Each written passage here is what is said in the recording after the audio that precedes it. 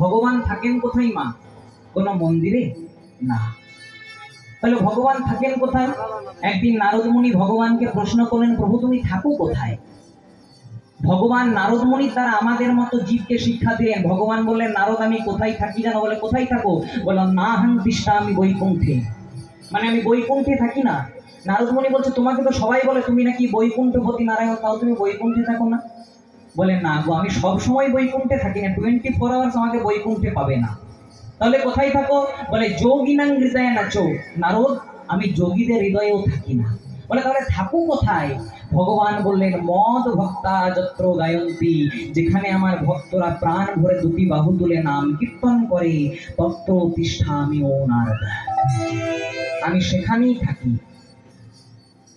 এই সংসারে যার ধন আছে মা তাকে বলে ধনী, তাহলে যার মান আছে তাকে কি বলে মা? মানি। যার পাণ্ডিত্য আছে তাকে কি বলে? পণ্ডিত। কিন্তু ধন থাকলে ভগবানকে পাওয়া যায় না, মান থাকলে ভগবানকে পাওয়া যায় না, পাণ্ডিত্য থাকলে ভগবানকে পাওয়া যায় না। তাহলে তো আপনারা বলতে পারেন ভগবানকে পাওয়া যায় কি দিয়ে? ভগবান সেটা নিজেই বলে দিলেন, ভক্তি যার কৃষ্ণ তার। যদি দিনের শেষে কোনো ভক্ত একবার দুটি বাহু তুলে ভগবানের নাম নিয়ে একবার ডাকতে পারে, ভগবান তাকে নিশ্চয়ই কৃপা করেন। তাই গৌর হরি।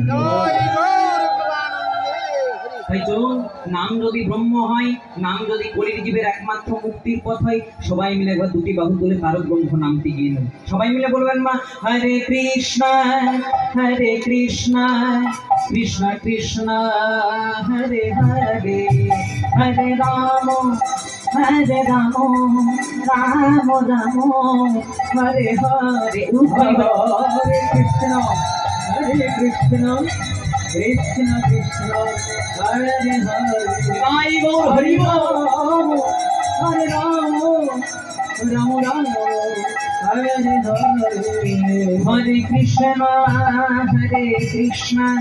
কৃষ্ণ কৃষ্ণ হরে হরে, হরে রাম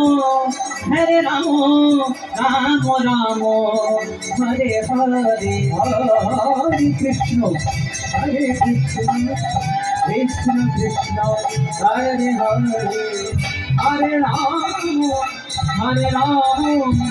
রাম রাম হরে হরে। আপনাদেরকে কেন দুটি বাহু তুলতে বলছি?